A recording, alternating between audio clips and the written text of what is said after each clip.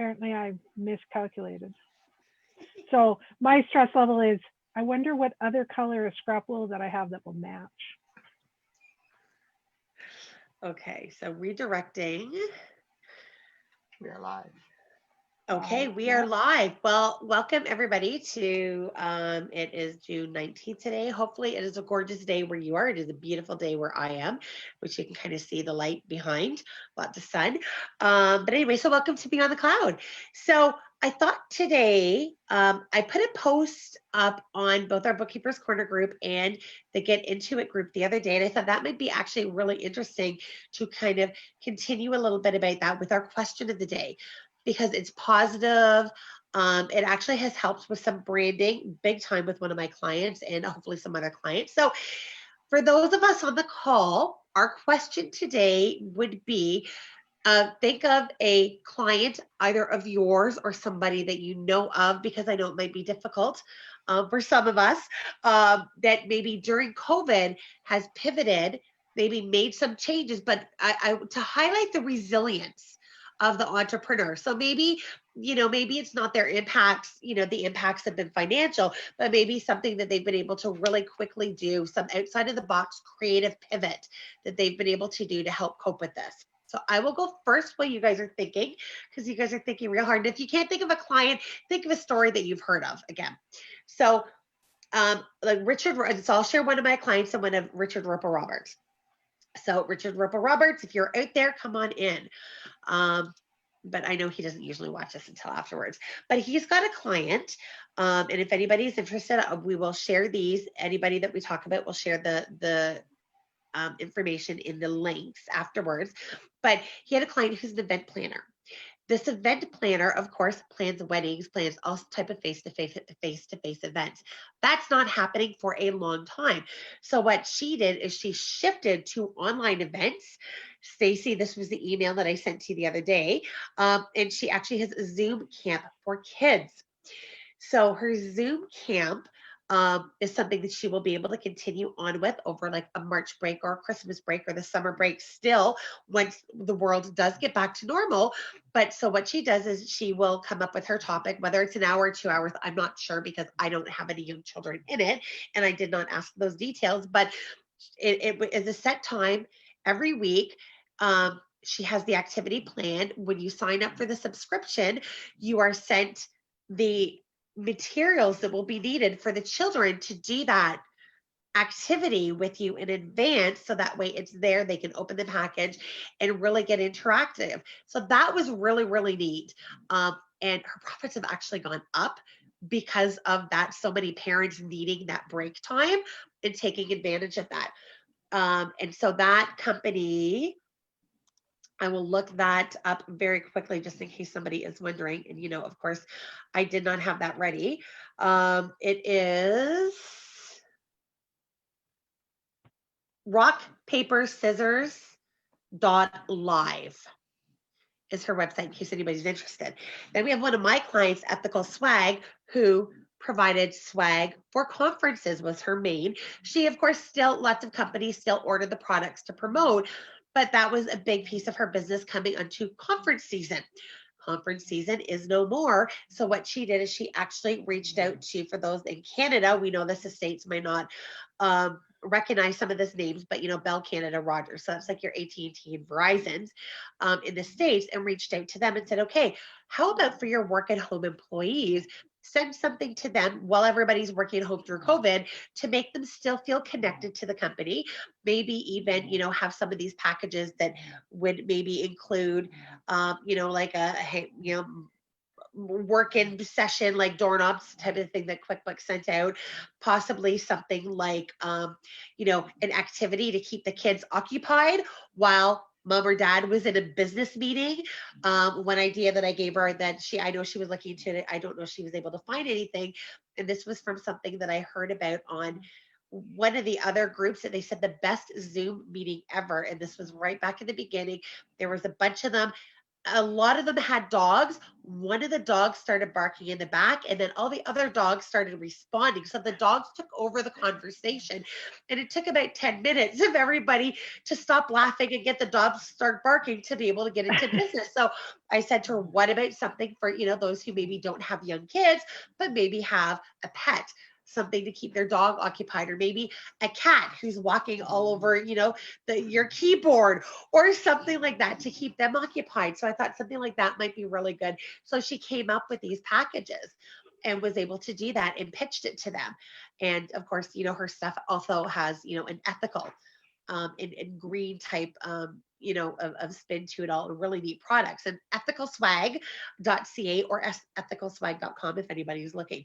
But, those are, two really neat stories of people that have been able to shift. So I hope that's enough time. I don't see you guys, you don't look like you guys are thinking hard now.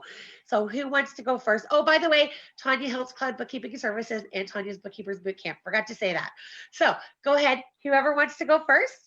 Introduce. Perfect. You've got it, Kathy. So you can go first, introduce yourself, and then a story if they're your client, and share their company name and website as well. So if anybody's watching, maybe they want to look up and again kind of help promote some business. I'm Kathy Badger, CSB Creative Business Solutions in Edmonton, Alberta. I can say I've been very fortunate because none of my clients have been impacted by COVID-19, but we've had a lot of impact here in the province of Alberta. And so two of the ones that I think have been very significant were breweries or distilleries that started creating hand sanitizer. So we've had two of them and it didn't take them very long, but they pivoted very quickly. I think the key was they identified a customer need and they figured out how they could fit that need without having a significant impact on their business. Yep. Bang on. Minhas, just to throw this out, Minhas Brewery, which is out of their main location in Calgary. Actually, they've done that. They've and this week, because I just saw it a couple of days ago, they are selling it. You have to go into their Calgary brewery to get it, but it is the small hand sanitizers that you can usually buy for $1.19 to $1.99 at the Walmart checkout. They are selling them for 50 cents. So they're not upping their cost on it either, but you have to go in and buy it. So anybody in Calgary, Minhas Brewery. And that's, of course, if anybody watches Dragon's Den, that's Minjeet Minhas. That's her. Minjeet is a dragon. So, but that's awesome that there's other ones. So what are the names of the ones that did that? Kathy? I'd have to look it up in the news. Okay. I was gonna say, there was one in Edmonton. There was one out by Elk Island. So two really close. So they'd be able to, people could Google them. Yeah. And one was actually, interestingly, he is a beekeeper, but does distillery on the side. So those are his two industries. So unpasteurized honey is also very good with natural antibiotics. So he's kind of got both pieces going, the natural antibiotics, as well as, he converted his distillery into creating hand sanitizer. So his hand sanitizer is in that little bear that you can buy honey in. I don't know if anybody's seen it. Yeah. And you know what? I just did a quick Google search. Strathcona Spirits is one that is doing that. Labatt's Breweries in Edmonton is going to start. So it looks like there's a few of them. The Fort Distillery in Saskatchewan, Edmonton Craft Breweries and Distilleries, St. Albert Distilleries. So quite a few. Yeah, we have them here. That's awesome. That was just a quick Google search. Okay. Anyway, and your other story. I heard Jennifer try to add in on that one. Oh, sorry, Jennifer. Sorry about that. That's okay. I'm eating, so I'm not on camera. Troubled Monk here in Central Alberta was really quick on the whole hand sanitizer too. It comes in a beer can, so it's meant to be a refill, but you can get it in all the Sobeys and such. Awesome. The hand sanitizer, because it's not a far leap apparently from beer to hand sanitizer. And I've heard that that it wasn't that a lot of the equipment could still be the same, so that's awesome. And then the other thing that we've seen out here in Western Canada is that London Drugs is opening up their vacant shelves for local companies to be able to sell their product through their store. That is awesome. Good Yeah. going, London Drugs. That's awesome. So they're here in Western Canada. Because usually it's so hard to get shelf space. And if you've got such a small store and can't afford to be open or can't be open, this is awesome. And this is why I wanted to share this, because I saw so many other people putting so many stories. And COVID has brought, we talk about so many, sad stories, frustrating stories, everything, that I thought this was absolutely awesome to be able to share some inspiration. And that's And great. again, it shows a company's ability to pivot, right? And what their Absolutely. future success can end up being. Absolutely. Awesome. Okay. So Stacy, did you want to go next? Because you were here next, and we'll go Jennifer and then Diane. Sure. Diane's So, joined us, which is awesome. I think she saw my message. So Stacy Stanley Young from Stanley Young Business Strategies in the heart of Canada, right in the center. And some of the businesses that I've been a part of, which is pretty awesome, we have a not-for-profit, a soccer league, a men's soccer league in Manitoba, who they couldn't play soccer. They were kind of sitting there going, well, we have to find some way of generating revenue. We don't even know if we could have an outdoor season. So they actually started looking and put together some esports and some esport tournaments. So it certainly doesn't replace all of the revenue, but it kind of gave them a taste, and they started dipping their toe in the water and going, we could do this, and we could actually now have a third season. Specifically of esports that would actually go year round. So they're actually having some pretty good success on that. Awesome. And then be able to expand past Manitoba, because it doesn't matter where you are to play esports. Exactly. And you know what? And it's funny that it seems to take, a situation like this to get the true resilience and see the true resilience in the entrepreneurial spirit, right? So, but it's and in their case, the executive director had sort of had that in the back of his mind, but they just never had time. And right. Not that they really had a whole lot of extra time, but they had a lot more motivation. Right. So that was one of them. One of my retail clients, she sells specialty. She's a specialty retail. She does beads and all the stuff that you need to make jewelry. And it's been, I'm going to go online. Yeah, I really need to go online. Yeah, I need to open up that web store. And so they were in the process of doing it. And then they finally went, okay, it's now or never. We got to go, even though it's not perfect. And they have done great. I'm actually having to start looking at the PST in the other provinces now, because we're now online. And so that was what surprised her, was how quickly it took off and how well it took off. So if you're looking for findings and stuff to make jewelry, Poco Inspired is poco.com. Pocoinspired.com, I think, is how they're on the website. So they're pretty awesome. Nice. And then my third example is a post-secondary theological school.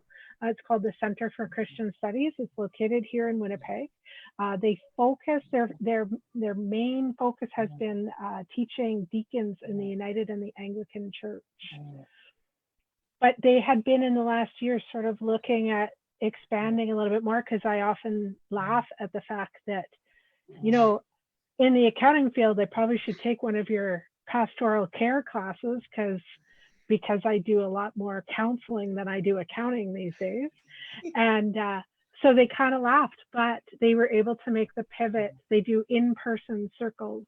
That's how they do their educating. And they were able to pivot and go online. It's not the same, but it showed them that they can do it, and that they really need to focus a little bit more on that con ed, because here we can take this master's level class anywhere, because we can do it online.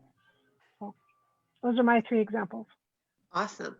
So Jennifer and Diane, I think you guys, I'm not sure if you heard that. So rather than a question today, or like a normal question like I normally ask, I thought let's share inspirational stories about either, 1 or 2 of our clients, or clients that maybe businesses we've heard of that are able to, during COVID, do a nice, positive, quick pivot to, keep themselves in business and really highlight the entrepreneurial spirit and, just try to get some positive out of this than negative. So Jennifer, you joined us before Diane, so you can introduce yourself and share a story about somebody. And if you have their company name, please share it out, because, we also want this to be a shout out to those that are really doing a good job, and highlight that. So I am Jennifer Solent. I'm Advantage Accounting Solutions out of Red Deer, Alberta. Trying to going through my client list here, and I don't really have anybody I can think of that did. I do have some that are, just as busy as ever.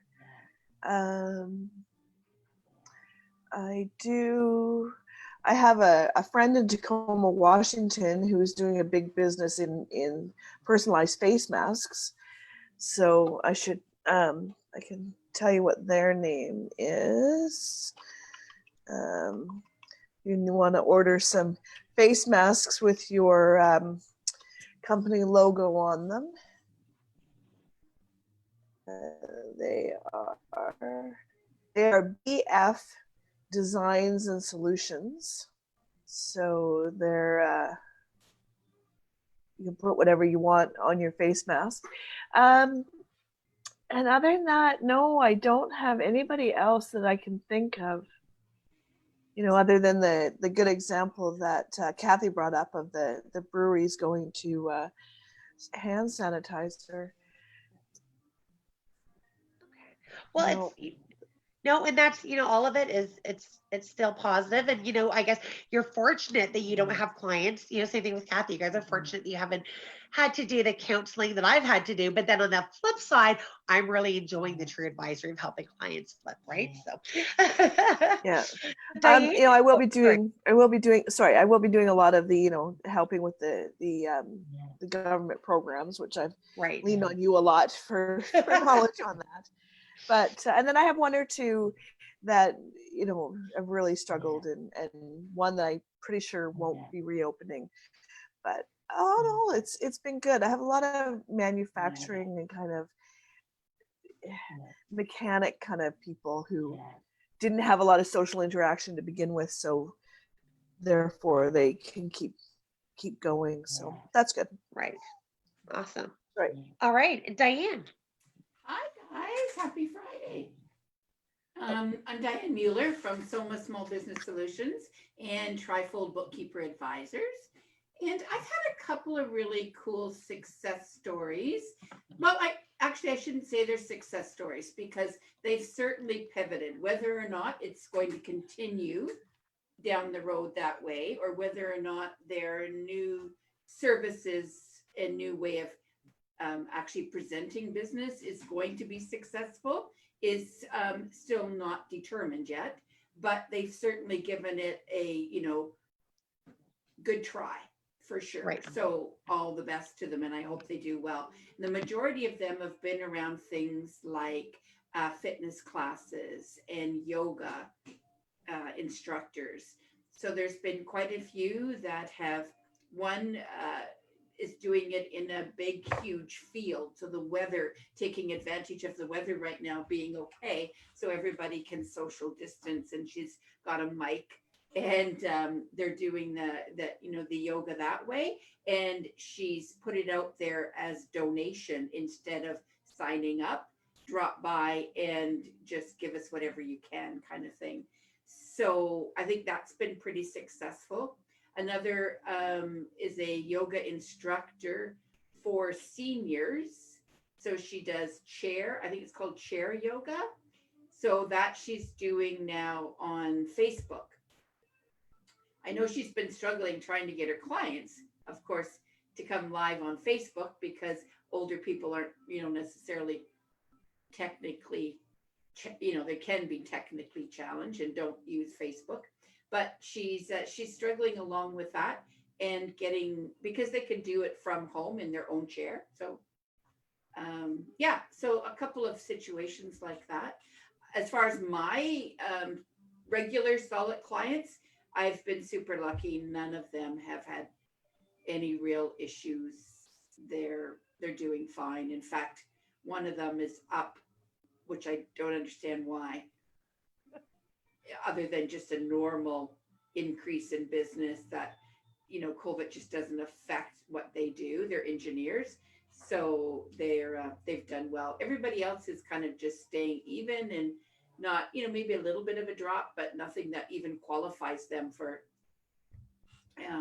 applying for anything. So, yeah. Well, that's good. It's, you know what, but that's great. So we all had stories. Again, maybe it wasn't our clients, but stories we've heard of to help shift. And that's, yeah. I want to try and put some focus on some positive that's helping. Yeah. That's going on these days. So I've been Can I do a little shout out? Sorry? Can I do a little shout out? Please, shout out. Absolutely. So I've just joined a not-for-profit society that would actually help Diane's yoga instructor. So the group's called Project Joy. And projectjoy.ca. And what they do is they take donated and then refurbish tablets and phones and distribute them to senior centers for the seniors to be able to stay in contact. Yeah, we actually have a similar program going on here on the Sunshine Coast. Yeah. Mm-hmm.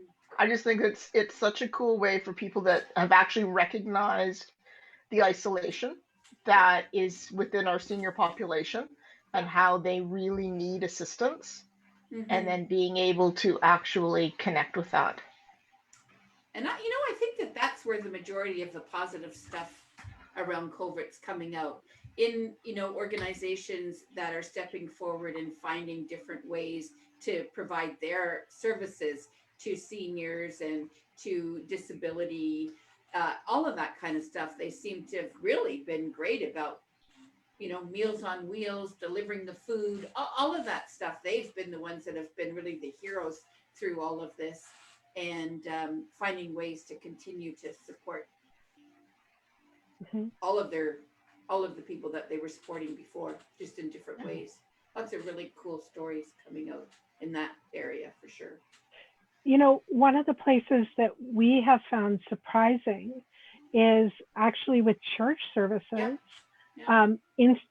Instantly, our local Anglican bishop went, and he actually does his a weekly service, and it's all done on Twitch, which is not a platform that you would think of church service happening.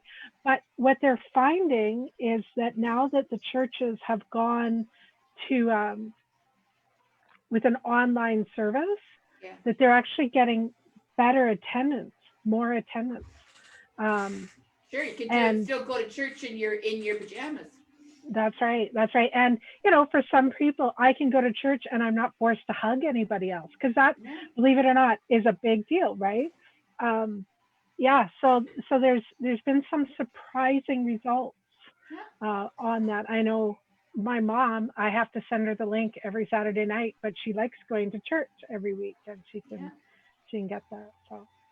And I think that, for some people as well, I've heard that they've had to move, but they really miss the connection with their home church.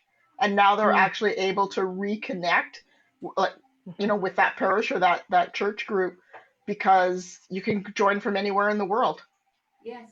Well, look at IPBCs now going remote with their regional meetings, which I think is a fantastic thing, because really that's, why were the regional meetings originally thought of and done, was to, bring together bookkeepers in the area, and of course to promote IPBC for all of the local bookkeepers. But now to be able to make that national and go to any meeting you want across Canada, that's pretty cool. Well, especially if you take a look, I've never been to a regional meeting. I am 1.5 hours without weather, without traffic, most of it highway driving to our closest regional meeting. Yeah. So I'd like to see that continue for sure after COVID, and maybe we don't need to have quite so many regional meetings. We can have 3 or 4 a month of meetings that a lot more people can attend. You know what? That is something that I will definitely lobby for as a board director, because I believe in that. And whether it means that people still have their face-to-face ones, and then we throw in a couple of virtual ones that anybody can attend if you can't make that one or whatnot. So that way you still have the choice, because some people still really like the face-to-face. They do, and they want to, get together with the local bookkeepers that they've known. But you're right, so many can't go to any. So now, if there was an IPBC sponsored, regional meeting, one or two of them a month, that would be fantastic.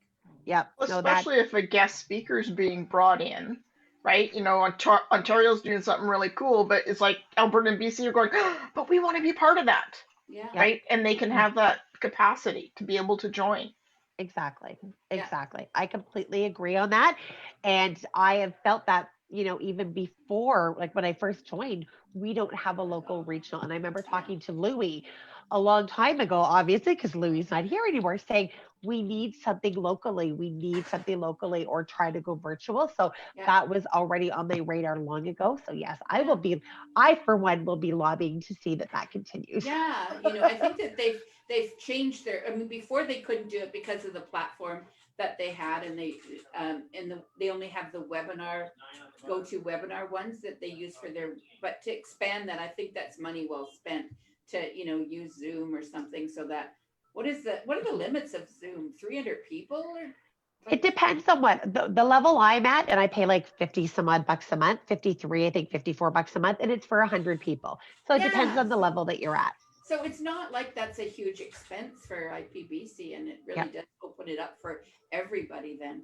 Great. Exactly. So I for one definitely agree with that came out of COVID. Yeah. Absolutely. So I'm assuming too that you saw my message on Facebook. I did. Yes. I'm like, I need you on here. So what's happened, and I thought I gave Kathy and Stacy a quick heads up because we were chatting before this. So we don't have the answers right now. This is going to be definitely a long topic, but I thought we could talk about this. Anybody else that's watching that wants to hop on, please feel free to do so. So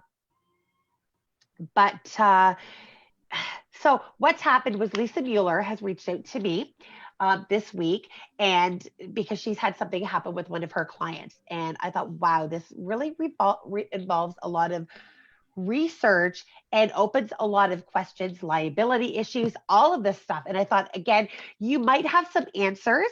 If you don't have answers, you will have other thought processes, because when I was talking to Lisa, my mind went here. So this will be my new project that I'm going to take on, so we can meet back once we have answers and have somebody come in to speak about it. So bottom line, I will get to the point. So what happened, one of her clients was using, and I cannot remember the name of it. It is a BC or Alberta. It's a Western Canada, like a WayPay or a Pluto or a Veeam. So they transfer money. They were smaller. I'd never heard of the name before. Cannot remember what they were, but they went bankrupt, which is fine. Companies that happened. They went bankrupt literally like 2 days after the COVID lockdown.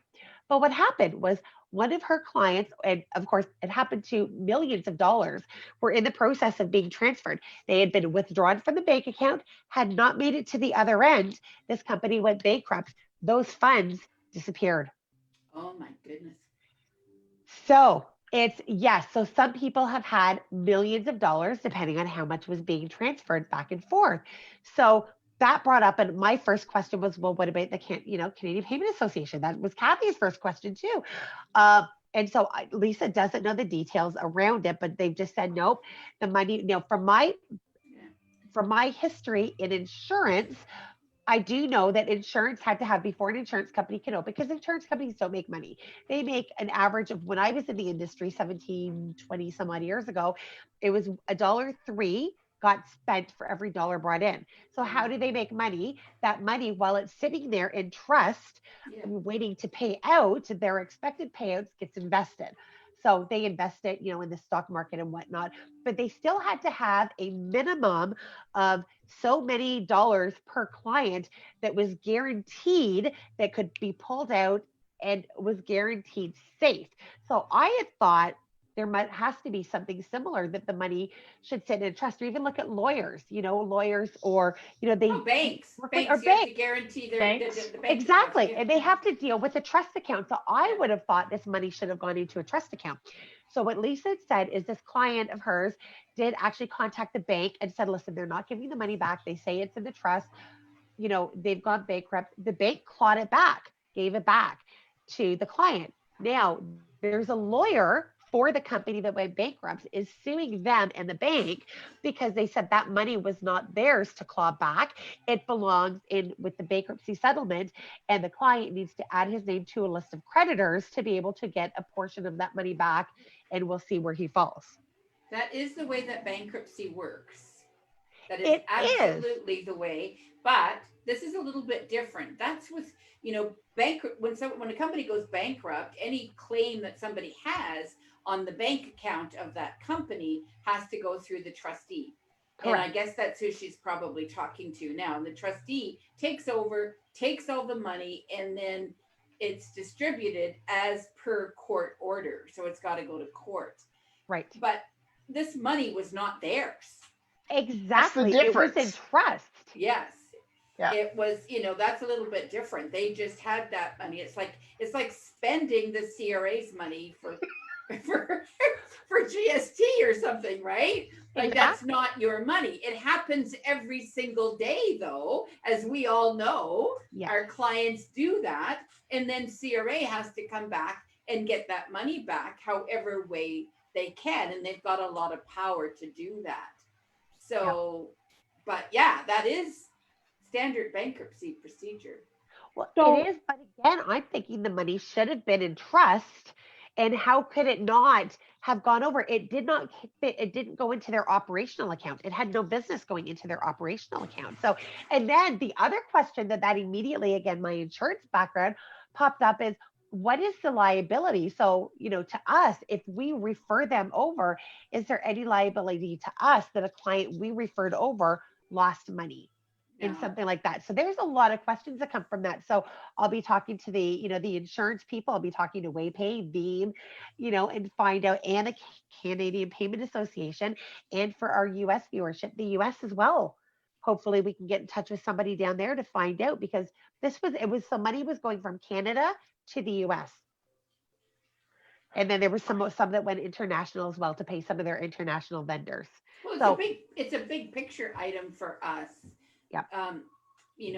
That's a question. And I'm always talking about this where I get worried that, people are being nickeled and dimed to death and signing up for every new shiny object out there with regards to apps. And we don't have a standard set of questions. And those standard set of questions would need to be different for every type of app that we're actually getting involved with, which is a fantastic service, actually, now that I think of it. There you go. To offer out there, because you could literally put those kinds of things together in a standard, okay, these, before you sign up for these types of apps, these are the questions that you need to ask, and these are the correct answers that you need to get back in order for it to be a safe app to invest in. Because that should have been a question in reality. What happens in the transfer of funds? Because you're not a bank, right? Well, exactly. They're not covered by CDIC. That's right, right? Typically, we're not worried about that because we know the banks have got our backs with anything like that when money's getting transferred. Telpay is an example of that. They have got unbelievable amount of protection in there for that type of thing. But, they've also been doing this since, oh my God, I think they're going on like 40 or 50 years now. A long time. Since the beginning of the telephone. Yeah, exactly. And they were the ones that actually sold the 128 banking encryption to the banks in the first place, because Telpay was the one that developed it back then. Right. So again, it's the longevity of, instead of an app that's kind of popped up, which we see so many of them. Well, I think that yeah. brings out a really good point too, Diane. You talk about the questions that should be asked, right? But but how do we as individuals protect ourselves, right? Yes. So like I And know our within my clients. terms and conditions of my letters of engagement, I specifically say that it is your responsibility to vet the terms and conditions of any applications that you want to work with. It's Not not my only, job. yeah, and not only that, but even those security risks Yep. for, the various apps out there. I mean, Where's you your can data go to, stored, right? but you can go to Intuit's page on security, and you can go to Sage's, and I'm sure Zero has the same thing. And they have a document that tells you exactly what is going to happen with your data, right? And for the client to have that. So that should almost be a package, part of a package that we supply to the client then when, we sign them up for QBO kind of thing. So here, this is what you need to know. This is how Intuit's going to actually protect you, or how they're going to use your data. How many of us do that? You know what?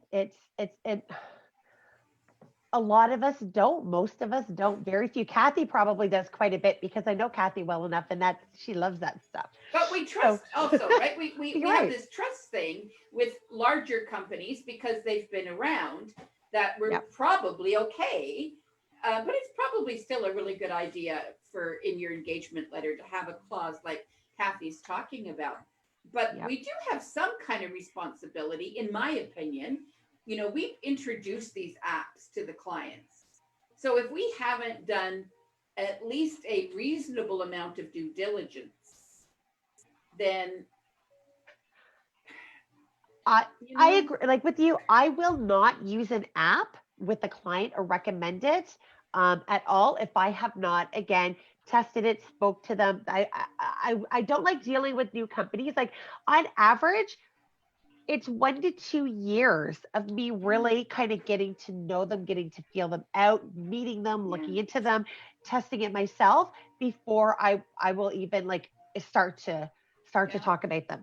Like and WayPay, one thing that I like about WayPay is they're owned by RBC. So again, that brings the question, does that mean they're covered under the RBC's things, or because they're a separate company? Would they be under different terms and conditions or different protections? RBC wouldn't own a company that was not, making sure that they were protected in insurance wise. Right. So there, again, but when you think of the amount of apps just in the last 5 years, there was an explosion of payment apps, huge explosion of payment apps. And currently right now, there's an explosion of cash flow apps, right? Yes. And there's a few others that, that are out there too. So, we do too much of, oh, it's a nice guy, I really like dealing with them, and you'll love them too, and not enough of how long have they been around? Are they secure? What are the questions that need to be asked? Will they still be in business 6 months from now, or they fly by night? I mean, again, it has to be proven for me to trust them. And I think more so importantly, because I don't just have a responsibility to my clients as being, I guess, a social influencer, as I've been told I am. If I talk about it in the boot camp, I feel a huge responsibility. For things like that. So that's why it's about 1 to 2 years. And it's not just, I'll go in and I'll test with it and work with it for a month or two. It's, I need a longer relationship. It's so true. Absolutely. Yeah. I think it all also calls to point what our cyber liability insurance limits are. Yes. Right? Is 250,000 enough? Yep. Right? What is the cyber liability for the IPBC policy? We're with John Ross still. Let me just see, because of course that's who I'm with as well. Let me see if I can pull up the policy. Yeah. I can't remember offhand. It was comfortable to me. Again, being my background, I'm probably going to scrutinize the liability policy. Yeah. It was comfortable for me, but let me pull that up and we can take a look. If in talking about a case like Lisa's, which all of us could find ourselves in, right? Yep. I would assume that Lisa could fall back on her liability insurance with John Ross or whoever covers her. I'm just assuming because I know she was Right. a BBC member, right? Exactly. Yeah. Yeah. Again, I'm not sure. We didn't talk about who she's with. Yeah. So, that would, I would assume, fall back onto her insurance, which is another reason why we need to have insurance as bookkeepers. A lot of people still, you see it all the time on all the forums. Why would you have insurance? We're not liable. Bookkeepers can't be held liable. Well, can't be held liable for what? That's A right. lot. Yeah, You can be held liable for a lot of stuff. Maybe CRA's not going to hold us liable, but in a Somebody case, else will. that's a perfect example. In a case like Lisa's, where does that liability? Well, and that's it. We're in a different world. If we were still working with things on desktop, being data entry, putting that information in to use the tax return, you're right. Very different liability than now with the apps and the, having websites and the, having the proper cookies policies and not having anything download. And it's so, yeah. So when I do look into this and report back, I will be speaking to the insurance companies. I will be speaking to, again, WayPay, Pluto, Veeam, Telpay, if I can get in touch with them, find out. Rotessa. Rotessa. Well, Rotessa, they it's still money transfer. It is still money if transfer. They've pulled it from the payment from your client's bank account and it doesn't hit yours, it's still money transfer. You're so right. It doesn't just mean to be payables. It's got to be receivables as well. You're right. Absolutely. Yeah. So what's the one in Victoria? Boomerang? No, not Boomerang. What's it called? It used to be called Beanstream, but I think that they changed their name, didn't they? I know you're talking Beanworks. Beanworks. That's it. Beanworks. Yes. Beanworks.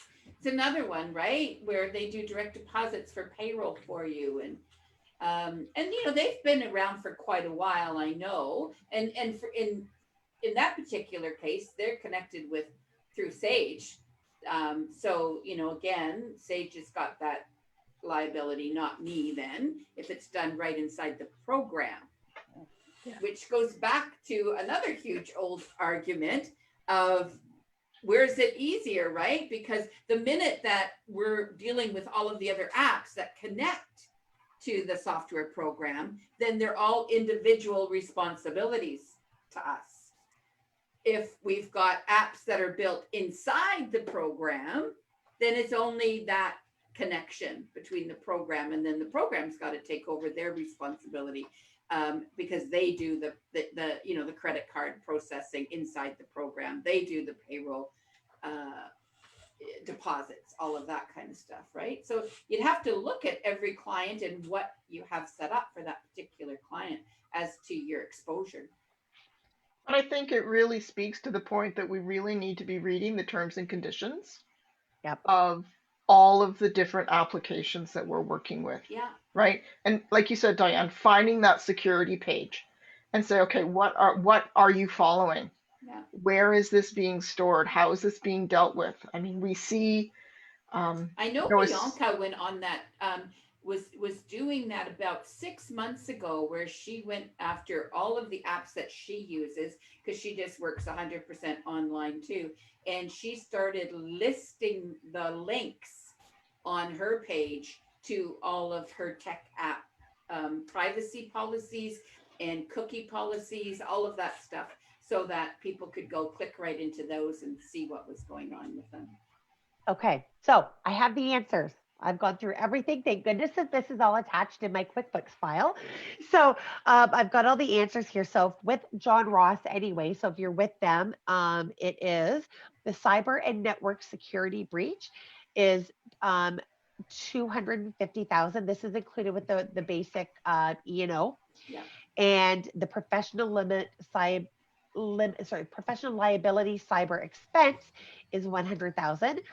Privacy breach coverage, the privacy breach expense is whatever your property coverage is.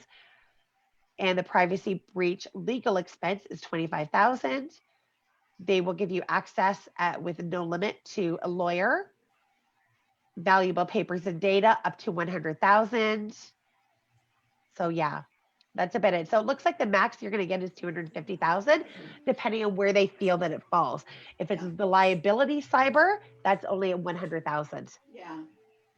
And then I think that also brings up Which an in interesting reality is question. absolutely nothing. It's no, Yeah, I was right. going to say, are the limits $100,000 enough? is like you almost, it's literally nothing in that world. Yeah. If you actually were the cause of a breach like that, that wouldn't come anywhere near it. Yeah, exactly. Because if we think about, when they're looking at, or when an individual is looking at what is the amount of insurance that I'm going to choose to carry, right? I think it becomes really important to define what you're basing that on, because it shouldn't be based on the amount of the contract you have with the client. It shouldn't be based on your income, right? It's In the this risk, case, it's the risk management. it's the risk, right? Yeah. So Yep. how much was that transfer Yeah. that's now sitting in limbo? If it was $5 million, Yep.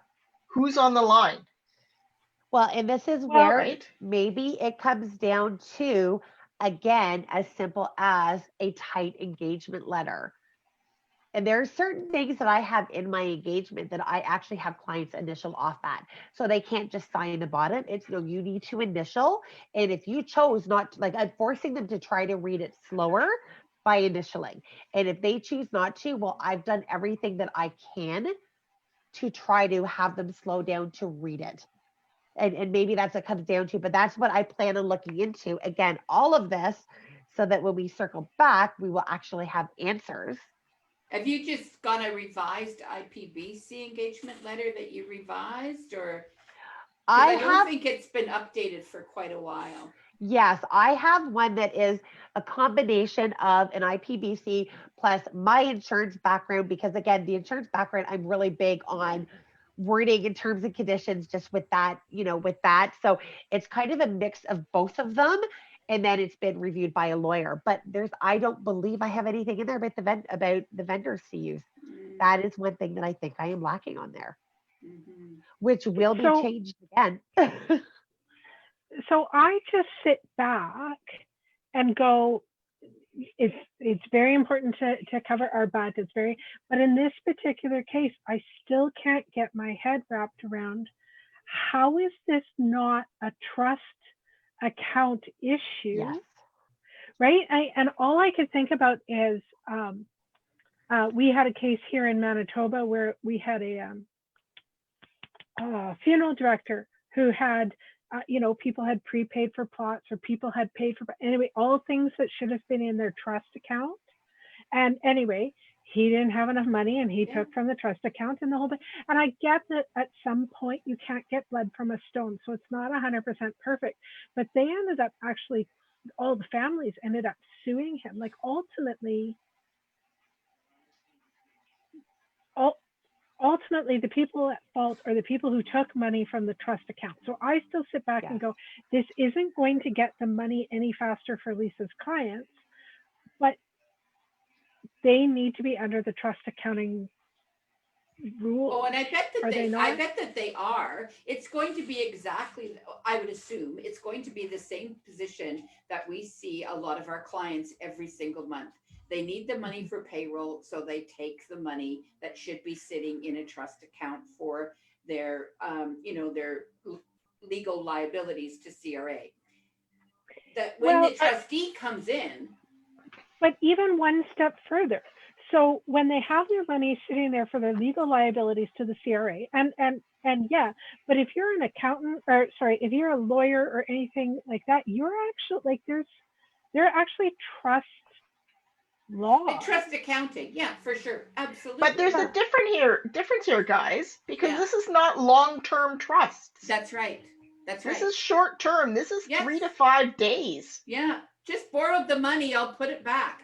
But it's 3 to 5 days by the time it's deposited till it's withdrawn. Yeah. It's not there. Like, it's not like it's, I've paid for my funeral, and God, please don't let me die for another 40 years. Right? Yeah. Right. That's like a long-term trust, or even with a lawyer. I mean, they can be longer-term trust. I'm talking less than a week. Yeah. Now, I'm pretty sure that trustee that walks in, the bankruptcy trustee that that is now obviously in there, will have to treat it like a trust. But you can't get money out of stone, and they want control, right? So that's probably what's going on right now with Lisa's client. They're saying, you can't just go take that money. Well, we have now taken over. We have the power, because the bankruptcy trustees always do have all the power, right? So we have the power now. We will be handling this and, giving back the money as per whatever, right. is But decided. in the payment, so within payments.ca, right, within those regulations that we're governed by, as an individual, you have between 10 and 90 days, depending on what type of an agreement you've agreed to be able to recall those funds. Yes. Which is why the bank took it back. Right. That's how exactly, the bank right? Yeah. Yeah, because the bank is following that legislation. But is that the case if there's already a bankruptcy declared? Well, see, and that becomes the question within the the legislation, right? That's Tanya's job to figure out. Exactly. So where I think should it be is, personally, I think that it makes sense that transaction should have to finish, because again, if it goes into the trust account and it was started before the bankruptcy, it should have to finish. But what I think happened is, as you guys were talking, again, more of what Lisa had told me came back, and so this, basically, the investors took their money back out. The shareholders sold, basically, because COVID hit. So she said, at least it said they sold. So my understanding is, I think, just what Diane said, and when Diane said this about payroll digging into another account, I think they paid their shareholders out of a trust account. Okay, well, that's fine. Then Personally, she really will get the money back. She will get the money back, because there is a law that says you can't do that as a shareholder, and you will be held responsible for 2 years. Anything that goes on, and I think a lot of shareholders don't even know this, but if you decide to leave a company, you're a shareholder, maybe you've got 40% of the company, and you decide to leave, and they decide to pay you out. So there's other shareholders you sell the shares. That's right. You get paid out. Anything that happens in that company for 2 years, you're still responsible for. Okay. Well, hopefully Isn't that's there the a case. document that you can sign off, Diane? Not that I know of. I'm always telling shareholders that do that. You still need to be careful here. It's not like, give me my check, walk away, and don't worry about that company, especially with regards to things like trust accounts, like CRA and payroll accounts and that kind of stuff, because they can still go back 2 years, and then you would be responsible for, just the same as the other shareholders that are still there will be held responsible. Right.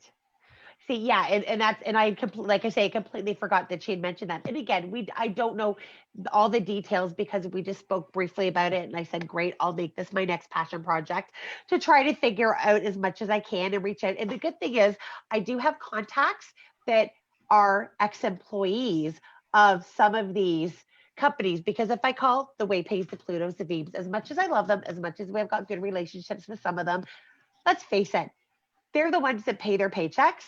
Am I actually going to get true information, or am I going to get what they're told to tell people? So, which is where it's nice to reach out to ex-employees at time and say, hey, what's the reality on this? See if I get the same story. What's the real scoop? Yeah. Exactly. And I will be speaking to a lawyer. I will be speaking to the Canadian Payment Association, and especially, and on the US side, again, for US viewers, and I will be speaking to the insurance companies. Yeah. I have contacts everywhere, so I will be speaking to everybody to be able to find out exactly what's what, and how we can, again, help minimize the risk to us and to our clients, which is, a lot of that is going to be with the due diligence. Yeah.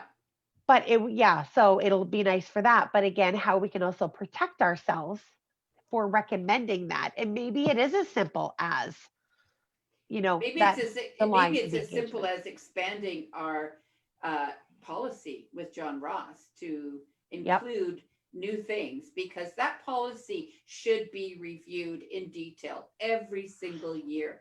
Think how things have changed so rapidly right now for us. Yep. And I think that should just be something that John Ross is looking at every year, revising it, and making sure that we're all covered, because that's their business. That's why we have them, right? Yep. Well, and bookkeeping's not what we do anymore, That's right. It used to be, but it's right? not. We're not desktop data entry people, Yes.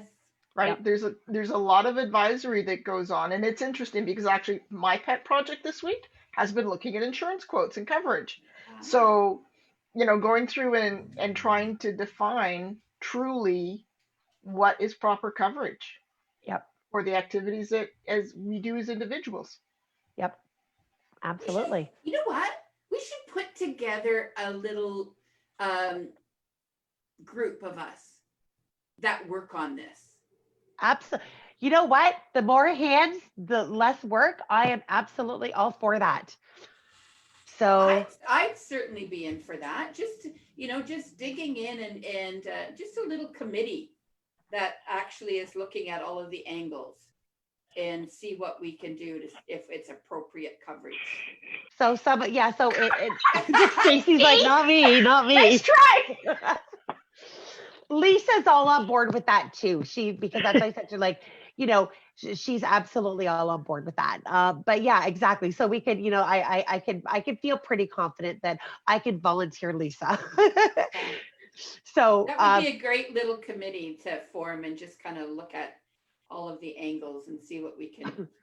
Well, it'll again, we split the work, and then when we come back, there might be a question that one of us forgot to ask. And that's why I knew you would have, definite insight, and it would be something that you would be passionate about. And that's why I'm like, Diane needs to be here today. Yeah. Well, it is something And that Kathy. I'm passionate about, because I just think we need protection. The more that we get away from data entry, the more that we're doing advisory services, money moving, all of that stuff that we never would have done before, that we're now all doing. We just really need to protect ourselves. And what does that mean? That we don't have to go overboard, but at the same time, we've got the proper protection, and we know what we're responsible for and what those questions are to ask of these apps. Like it's a whole little project, right? Well, that's exactly, that's why I kind of dangled, the carrot with Kathy. And she's like, really? I have to? And she's like, I had work to do or whatever. And I'm like, no. I said, you can go do your work and ignore this. And the look I got through the camera, I'll tell you.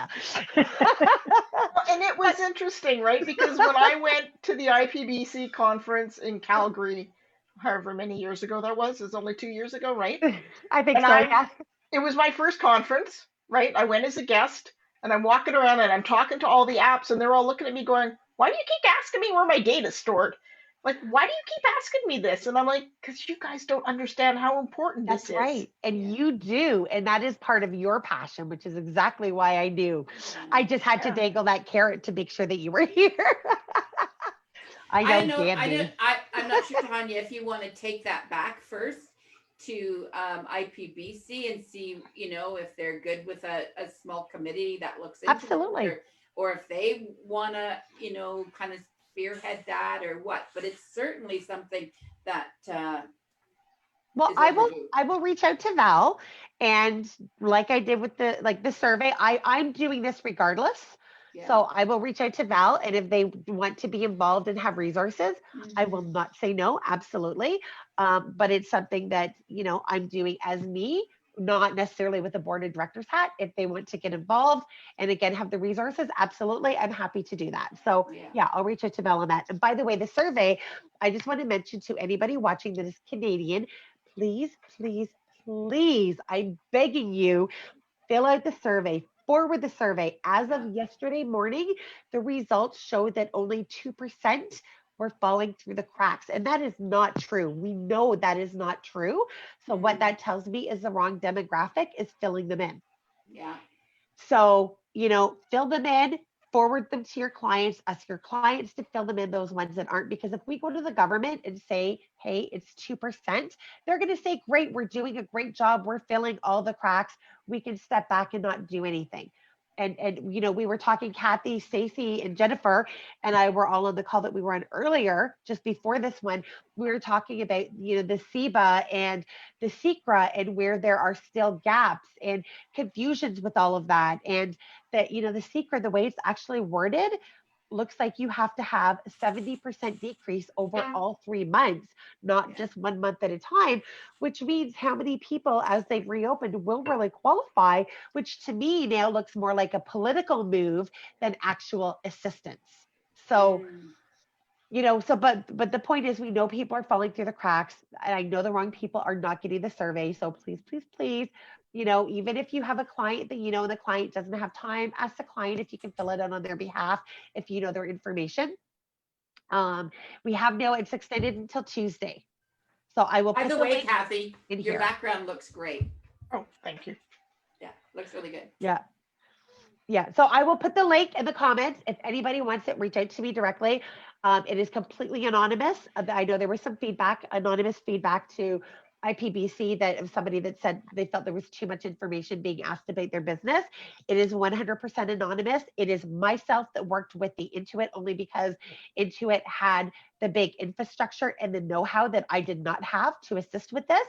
And I am using the information with the government. So if IPBC will be submitting it through Impact, who is our lobbyist that we've hired, and it'll be submitted first by paper. And then I have talked to Val about it, and I said, as long as we've got the numbers to back it up, I would like to see this through to the end. So I will be there for any face-to-face or virtual face-to-face meetings so that they can really hear the plight of the small business. That is what it's being used for. So if you trust me, please trust the survey. If you don't trust me, then that's fine. I can't do anything about that. So I'll share the link. Is there any logos and things on the survey? Sorry, is there any which? Logos? Logos? I see some logos? Unfortunately, there ended up being some issues with that. We tried to get, at first we were talking, let's get the logos on there. Unfortunately, due to the regulations and, what Intuit has to follow, no, the logos ended up not being on there. Well, that's a good thing, because I think the one I saw, there was logos. Oh, was there? Yeah. Okay. I think it's a good thing that they're not there, because people won't fill them out when they think that a company might be behind it. Well, I think Intuit's logo is there. I think Intuit's logo was on the first one. But now, since we got that feedback from that IPBC member, we've since gone in and edited the beginning to say it is unanimous or anonymous, unless you choose to put your name, your email address in which case you will only get the results. There will be no follow-up. And of course, Intuit's sending it out to their people. So it's now gone out to 125,000 of the QuickBooks users. They're trying to send them to those that are not attached to an accountant or a bookkeeper. So that way, with our community sharing them out, that there's no overlap. The Better Business Bureau was going to send them out. We had contacts at, the Restaurant Association, the Brewers of Canada, but there's not a lot being filled in. So I don't believe that these have been forwarded. So I'm going to be reaching out. I'm going to be all over Facebook Live and Facebook all weekend long pleading with people to please fill it out and share it. Thank you very much, Diane, for tagging me on that, because we've got a lot of people from there have actually responded to it and have shared it as well. Yeah, I thought that was really a good target market, which is why I did. Beautiful. Thank you there. Beautiful target market. Thank you. So Diane had actually, there's a CRA website where somebody was talking about falling through the cracks. So Diane tagged me in there. So I went into every single person because I couldn't just tag everybody from my phone. So somebody says to me, why did you, put it 20 times if you're not trying to sell anything? I'm like, because I'm doing it from my phone. I can't tag all 20 names in one and scroll through on my phone, right? So I just replied to everybody who, had said they fell through the cracks. I'm like, please do this. We got a few accountants, which was great. So I'm like, please do this. Send this to your clients. This is it's a passion project of mine. We need to show this with the numbers. So that's enough begging for today. But and I will so if anybody wants to work with me, I will not assume, even though like Diane, you brought it up about a committee, I will not assume anybody wants to work on the committee. So reach out to me personally. So that way, if you change your mind or feel it might be too much work and don't want to take it on, there's no pressure. And and then I will speak to Val and see if IPBC wants to get in with us with this. And if not, then that's fine. I am fine on going ahead on my own. So but I think that we can probably get, I think they'll be of some help. I think so too. And, even if it's just from the perspective of finding out the details from John Ross around things like that. They will know a lot of answers. Exactly. And I mean, I, of course, was very involved when Louis and Jeff, it was actually Louis and Jeff that negotiated with John Ross to get that incredibly cheap insurance. When you think about it, out in the market, it's a lot more money. Yeah, So, absolutely. you know, I know that insurance policy is probably not adequate anymore. Well, I know there's been some changes. The cyber insurance is new that they've added to it, because when we were at, what was the last one that we were at? Not Calgary. Ottawa? It had to have been Ottawa. Yes, it was Ottawa. And I actually was speaking with Laura from John Ross, because again, my background being insurance, I offered to go in to be the board member to thank them and to introduce them, and to sit there through it, because again, Yeah. I speak the language. I know the lingo. It's not as boring to me. So I offered to go in and do that. And then Laura and I spoke quite a bit. So I do know they've done it. They are now with Royal Sun Alliance versus Intact. So Yeah. there has been some upgrades to it and some changes to it. But Mhm. yeah, you're right. Looking Is at it this, enough? is it enough? Is it enough? Exactly. In the world that we find ourselves in now, Exactly. and the So roles, that's the awesome. various roles too. Yeah. So And yeah, I think that, yeah, it's a big part, right? It is the roles, because we're not just data entry people. exactly, exactly. So anybody, either reach out to me by DM, or if you are not already a friend or don't know how to message me, it's Tanya Hackman Hiltz I'm under. Then just tag in the comments to this, or reach out to me by email. A lot of people do. And somebody from the States, hey, again, we've got both sides. We've got colleagues on both sides. So hopefully we can have, an American jump in, so that we can be able to report back information on both sides and help everybody. So awesome. Okay, well, we've gone over as usual. It's 4:45. Thank you so much, Diane, for jumping on, and I'm You're glad you welcome. saw the note. I Thank did. you, Kathy, for stopping to work to come on for this as well, and taking the gauntlet that I threw down. Thank you, Stacy, and thank you, Jennifer. I think Jennifer's quietly working in the background. Yes. Yeah, Lynn, Jennifer, where are you? There she there is. she is. Lynn James was going to join us today, but she's having really bad allergy day today, so she reached out. She's been starting to try to join, but yeah, her allergies are just really bad today. And Lynn, if you're watching, listening, I know how you feel. Allergy sufferer myself. And before I forget, Stacy, there is some comments about what you're knitting. Oh, so I was explaining earlier, it's a way of using all of my excess things. It's ultimately a shawl. Very Hey. nice. Very pretty. Yeah, it's ultimately a shawl. And let me just see if I can get a little bit closer. So yeah,